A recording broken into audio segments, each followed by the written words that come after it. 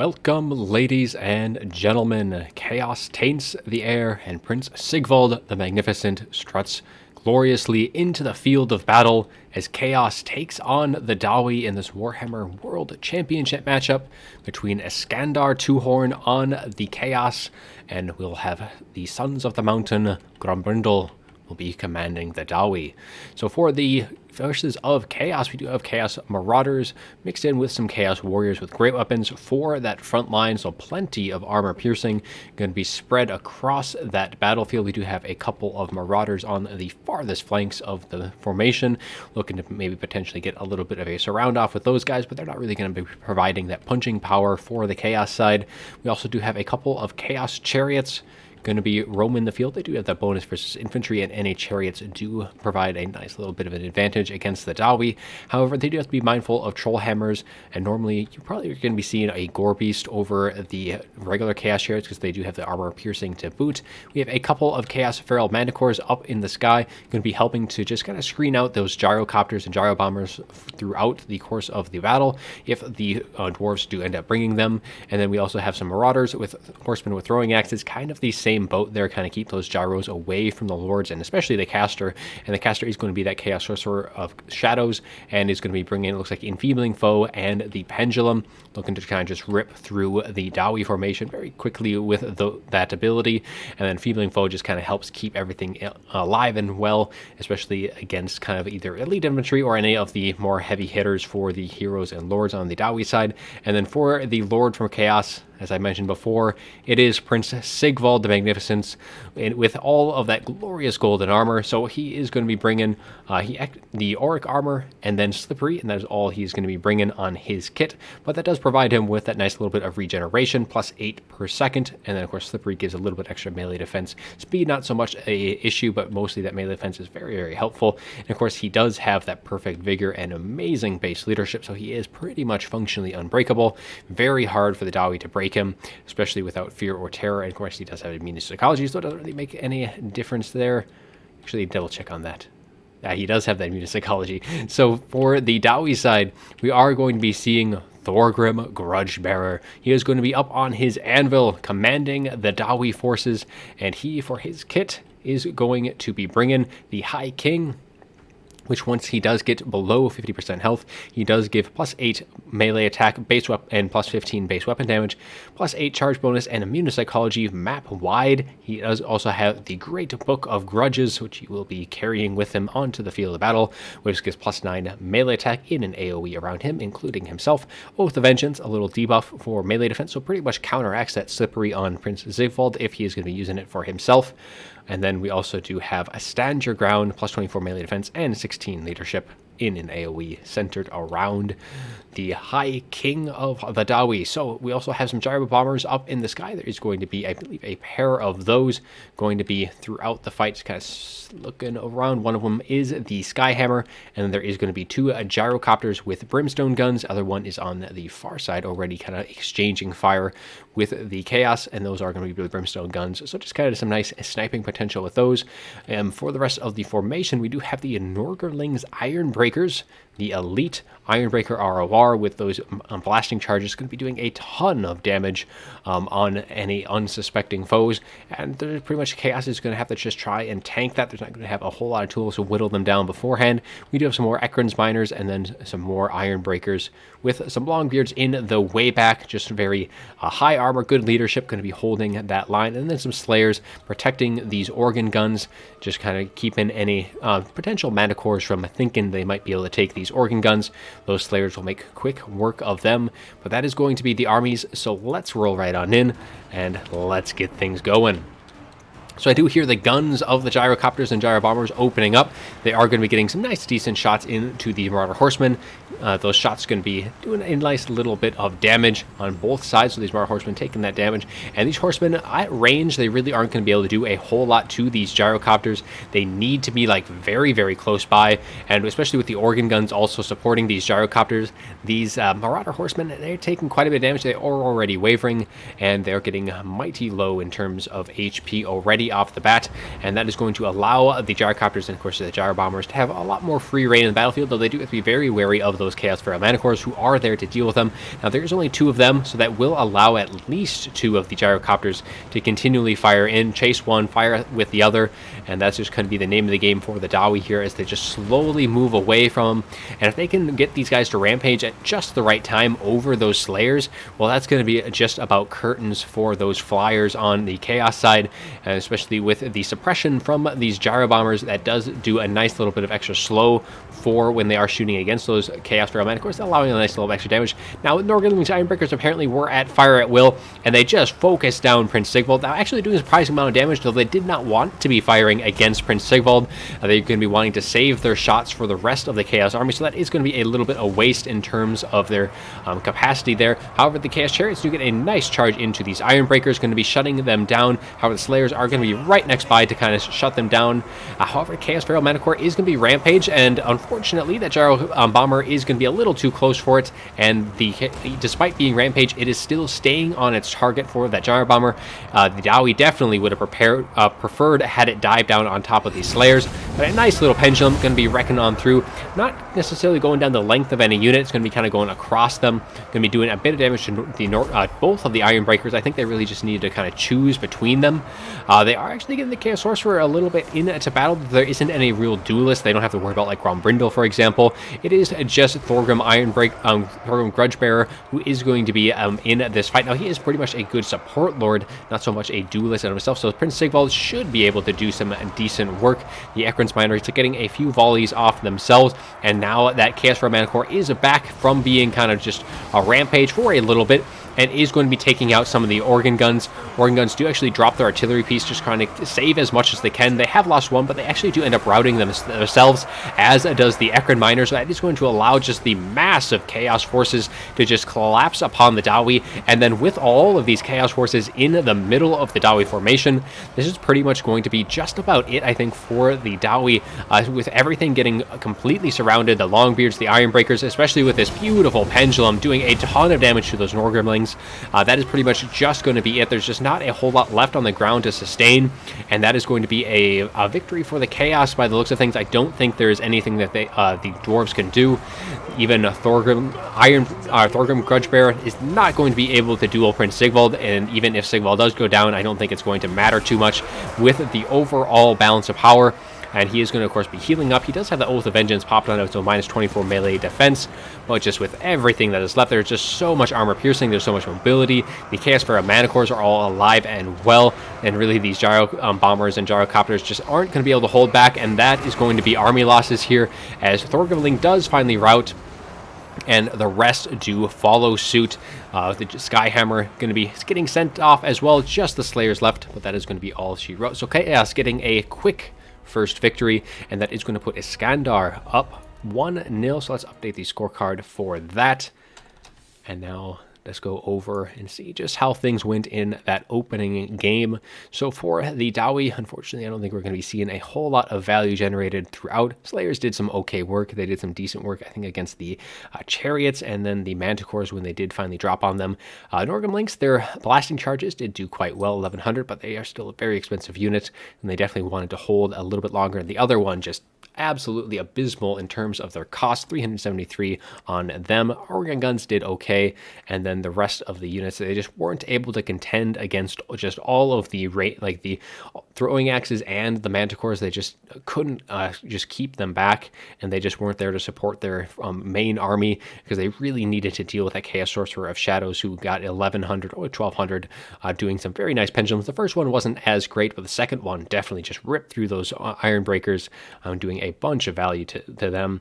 For the rest of the forces here, I mean, the Chaos Warriors with great weapons still having a ton of HP left, so there's nothing really too amazing in terms of value.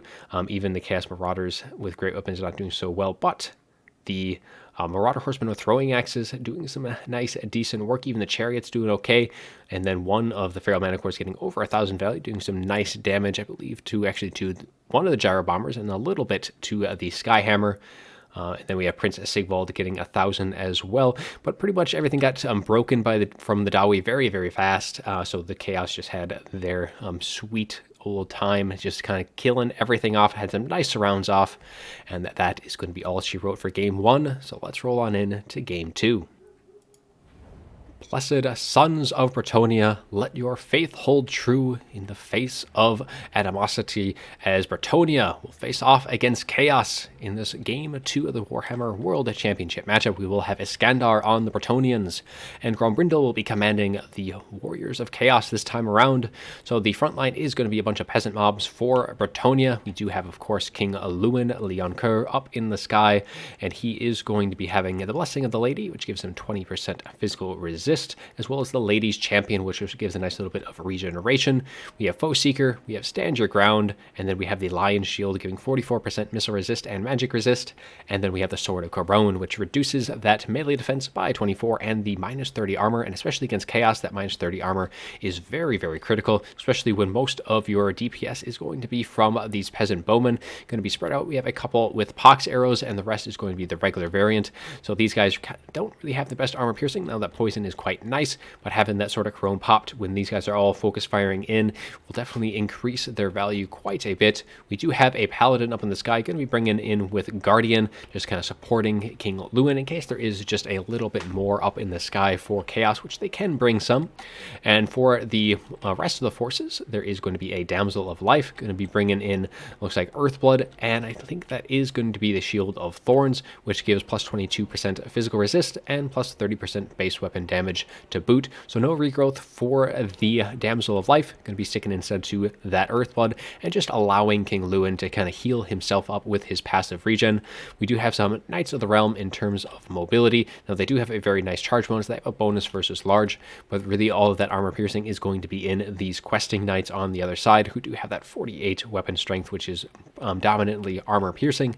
And then we also will be having a Field Trebuchet off into the tree line a little bit. Now they will be a little bit obstructed, but they will be able to dodge most of the shots. But if you kind of take a look at the line of sight, I think most of these shots are going to be able to go nice and through these uprights, as the shots do rain in for Bretonnia. Now for the forces of Chaos, going to swing on over to that side. So we do have a Chaos Sorcerer of Fire, going to be coming in just Burning Head, especially against all of like the Peasant Bowmen, for example. I'll just roast through those guys, and it does have a nice little debuff to leadership to boot on top of that. For the infantry department for Chaos, it is going to be some Forsaken on that far side, as well as some Chaos Warriors with great weapons, just kind of helping chunk through the enemy cav for those great weapons. And then the Forsaken are going to be here, especially the Demon Spew as well, who do have that poison and that frenzy, going to be able to kind of just rinse through these peasant mobs and get right into that backline very, very quickly. And we also do have the Summoners of Rage, the Dragon Ogres ROR, going to be making their presence known, and they do have a nice little bit of Bound Chain Lightning, only one charge of that, but it will help kind of just getting a little bit extra DPS in that back line. And then for the finishers, we do have a couple of Chaos Warriors with halberds, going to really just anything that these Chaos Warriors with great weapons aren't going to be able to kill. These guys are going to be that final line of defense, and if these guys can stay alive, especially with all the cav that Bretonnia has brought, their chances definitely going to be looking a little bit stronger. One more Dragon Ogre, and then for the Lord, it is going to be once again Prince Sigvald the Magnificent, rolling on in. This time he does have a few more of his own abilities. He of course has that Orc Armor, he does have Slippery, and then in addition he's going to be bringing Heroic Killing Blow, which gives a nice little bit of armor piercing weapon damage and a base weapon damage boost, plus 50% to both of those, and Standard Die, increasing his melee defense by a further 24 and his leadership by 16, and that also is an AoE. So pair that with that Slippery, that is an additional 48 melee defense, so that will just push his melee attack through the roof, pretty much making him unhittable at that point. But that's going to be the armies, so let's roll on in, as the Bretonnians opening fire, getting a nice little charge in, but the Summoners of Rage going to be responding in kind, and are actually going to be staggering the Paladin as well as King Lewin.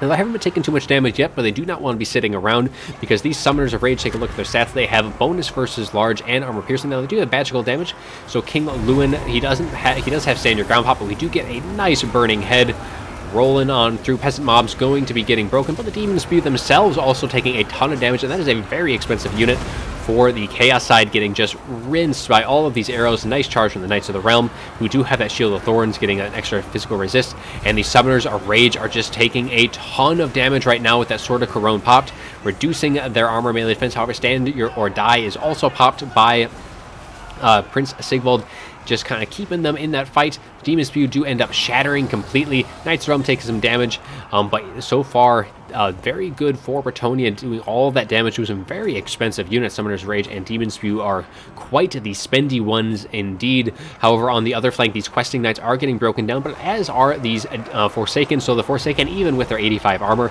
just not able to really hold up against all the focus fire from these Peasant Bowmen, as they do take all of that damage. They do end up routing, but the Dragon Ogres are now going to start being able to get into that backline. There is some more Marauder Horsemen as well for Chaos, which are going to be starting to put some pressure, and also there is going to be those Marauder Horsemen getting into that Field Trebuchet, shutting them down completely and actually outright shattering them, as that Chain Lightning in that background doing some nice bit of damage. And the Damsel of Life, though, is taking a ton of damage, being stuck in melee. Definitely does not want to be there any longer than she has to, as another Burning Head, this time roasting through these Peasant Bowmen, is going to just be taking them all the way down. This might just outright shatter these guys, routes both of them, and it does end up shattering these Peasant Bowmen, routes the other one, and honestly, these Chaos Warriors of Great Weapons might be able to shatter these guys. And with that major swing, Chaos is standing very, very tall here, and with King Lewin taking a bunch of damage as well, just Prince Sigvald just putting it down the pain train, and Bretonnia going to be conceding. So things were looking pretty good for them early on, but that is not going to be the case as things rolled along, and Grombrindal evens out the series 1-1. Just absolutely crushing Bretonnia here. So we take a look at the after battle report. Now, the Forsaken, unfortunately, were probably the biggest disappointment for Chaos, but so many other things went well. All of the Marauder Horsemen getting into some very nice units, especially the Field Trebuchet shutting those guys down was very big, especially for those Halberds, had that game progressed any longer. But the Summoner's Rage, despite taking a ton of damage early on, they dished it back, and then some 3,000 in total value. The other one not doing quite as well, only getting 1,000, but yeah, those Summoner's Rage, 3,000 on those guys. The Chaos Warriors with Great Weapons doing some good work as well. Even the other unit, the Halberds, not really having a whole lot of good time to work with. And the Chaos Sorcerer of Fire had some beautiful burning heads throughout that fight. That last one able to just outright delete 2 units of those Peasant Bowmen. I think it is going to be these 2 over here. Just taking a ton of value out, or a ton of wind out of the Bretonnian sails. And even Prince Sigvald was able to generate some nice value in that very short battle. But for the Bretonnian side, the Field Trebuchets, the Questing Knights, just weren't able to do all too well. I mean, those Dragon Ogres just absolutely decimated the Bretonnian cavalry. The Peasant Bowmen just didn't have enough time to really get all their DPS in, because if they're able to get all their ammunition off, they could generate a ton of value, but unfortunately that was not going to be the case in this fight.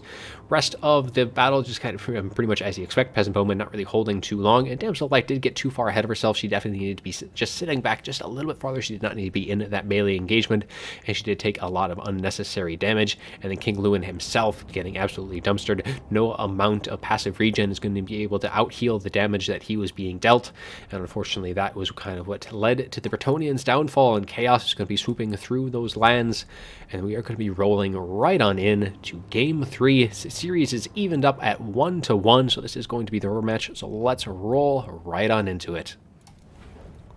The green tide spills forth onto the plains of the battlefield as we have Greenskins versus Bretonnia. For the last game of the series, it is going to be Iskandar two-horned on the Greenskins, and then we are going to have Grombrindal going to be commanding the Bretonnians. So for the Greenskins, it is going to be Orc Boys, and the center ranks is going to be Orc Biggins spread throughout. We do have the 8 peak loonies as well that are unbreakable and have a nice little bit of fanatics that they can be cast out. And of course, they do have to get those off before they get below 25% health, because then that ability does become locked. And some more Orc Biggins on the far flank. In the front vanguard, we do have quite a bit of skirmishers, kind of as is tradition for the Greenskins. You are going to be seeing a pair of Forest Goblin Spider Riders with a I guess, a Goblin Wolf Rider Archer on this side, going to be Morgrub's Mangy Marauders, which do have that armor piercing that the regular Goblin Wolf Riders do not. And on the other side, it is going to be 2 more Forest Goblin Spider Riders with 1 more Goblin Wolf Rider Archer to pair off on that side. So lots of mobility for the Greenskins, but isn't necessarily going to be much in terms of staying power. It is going to be just nice steady damage with that poison to boot. Some more goblins in the back, and for the hero and lords of the Greenskins, we do have a Giant River Troll Hag rolling on in with Spirit Leech, aspect of the Dread Knight, which does give a little bit extra leadership, but more importantly, it does cause terror. And also Mither just kind of slow down the Bretonnian Cav and just kind of let everything else collapse upon them.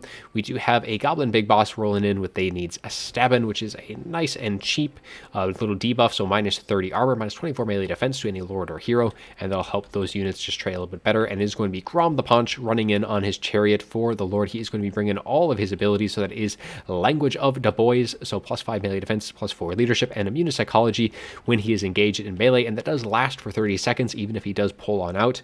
And then we have the Great Un is here, so plus 16 leadership, 30% base weapon damage, and 24 melee attack, again in an AoE around him for 20 seconds. We have the Lucky Banner, which is probably one of his better abilities, so plus 40 melee attack and 40% damage resistance for Grom himself, when that is a major little buff, and just a ward save for himself, and the Axe of Grom giving sundered armor and then base weapon damage and armor piercing. But that is going to be it for the Greenskins. Now for the Bretonnians, we do have the Royal Hippogriff Knights going to be flying in a monstrous cavalry unit, and that is going to be causing havoc amongst the Greenskins. They do have fear, terror. They do have a nice little bit of physical resist, 20% in addition to 90 armor, and of course they do have the blessings of that lady, which again, that is what is going to be given that nice little bit of physical resist.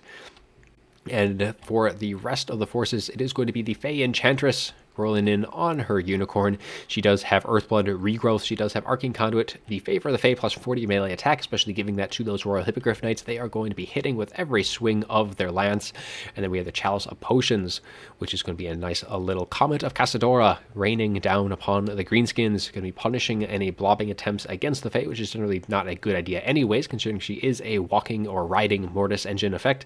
We do have a Paladin as well rolling in with Guardian, and also is going to be bringing in, it looks like that is the Heroic, or the Deadly Onslaught, so the plus 25 armor piercing, plus 25 base weapon damage, and a nice little bit of charge bonus to boot as well. Rest of the forces is going to be some questing knights spread throughout. One of them is the Companions of Quenelles, who is going to be getting hit by a Spirit Leech early on.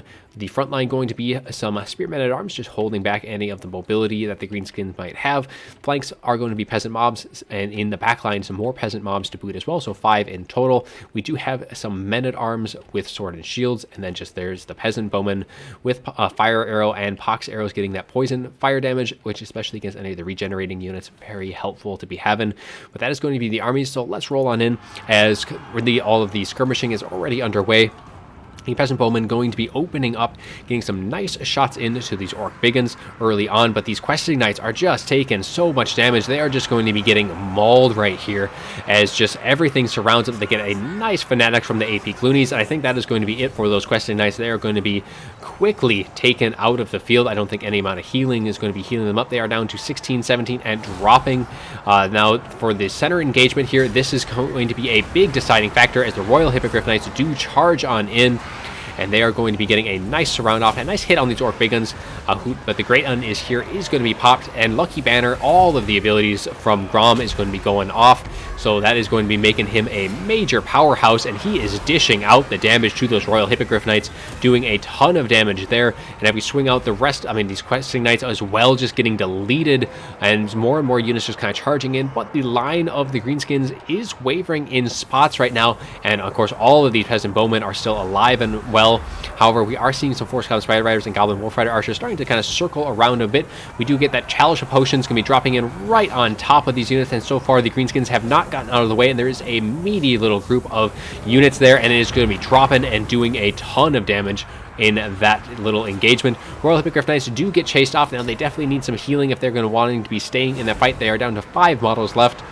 and the rest of the engagement going not so bad for the Bretonnians. The Fae is still doing alive and well, draining everything down bit by bit, and the Paladin, of course, giving that Guardian as well, as Grom does pull out. Lots of the Greenskins are returning to the field on the backside, one of which is that Goblin Big Boss, and there's things not decided on either side. Maybe the Greenskins slightly ahead in the balance of power, though the Royal Hippogriff Knights are back and fighting. And if they can get a nice little bit of healing off from that Fae, they can be a very powerful force in that late game, even though they have taken a ton of damage early on. Rest of the mobility, though, for the Bretonnians, not looking so great. A lot of the Questing Knights got taken out of the picture so early on, despite the Greenskins kind of lacking a lot of tools to really deal with it. Those Orc Big Guns, in addition to all of that poison coming in, just really put a major amount of damage their way. Paladin is starting to take a bunch of damage, and we just have these Orc Boys now putting a lot of pressure onto these Peasant Bowmen, as they are just getting kind of pushed back. And that the longer that these guys are moving, the less time they're going to spend firing in onto all of the Greenskin forces. And with especially the Fae now, she is in a dire straits right now, as Grom is doing a ton of damage to her. She is wavering. She starts to regain her leadership just a little bit, but she does end up routing and taking a massive hit in the process. And if the Fae goes down, and down she goes, that is a major blow to Bretonnia, and I don't think they have a way back into this fight now. Losing their leadership, Paladin is also gone, so spellcasting all their leadership, and that is going to be looking like to be all she wrote, as the Peasant Bowmen going to be starting to waver, and that is going to be it. Army losses are just on the brink of triggering, and away go like the Royal Hippogriff Knights, and that is going to be our final game of the series. Some very quick ones on both sides here. But Iskandar Two-Horn is going to take this series. So let's update that scorecard to reflect the final outcome. He does win 2-1. Very quick matches indeed. Lots of damage going out. But for the Bretonnians in this fated third match, unfortunately, did not hold too well against the Green Tide. Infantry pretty much a wash. Even the Royal Hippogriff Knights only getting 1,000. The Questing Knights may have been one of the bigger losses here, because, I mean, the Royal Hippogriff Knights had plenty of healing left, but I didn't ever saw any, like, regrowths, Earthbloods, or anything like that. They're going their way. They did get that favor of the Fae, but I think I was a little late to the party for them, but they ended up getting routed from that. And then, I mean, the Peasant Bowmen, they did some pretty decent work, able to pay for themselves, but usually they get a lot more value. Paladin not doing so hot either. Fae Enchantress got some value from her drain, but overall, just losing all of that heavy cavalry was just so critical for the Bretonnians, and that was really kind of their biggest downfall in this fight. As for the Greenskins, their mobility definitely proving to be very advantageous. Morgoth's Major Marauders able to pay for themselves, and then just all of the poison from these Force-Gone Spider Riders could not be undervalued enough. I mean, they just did so well. The Goblins even getting 400 themselves, and then the Orca Big Guns rolling through 1,200 of these guys, 700, 600, not so much on that last one, but yeah, a lot of value there, able to just crump these Questing Knights.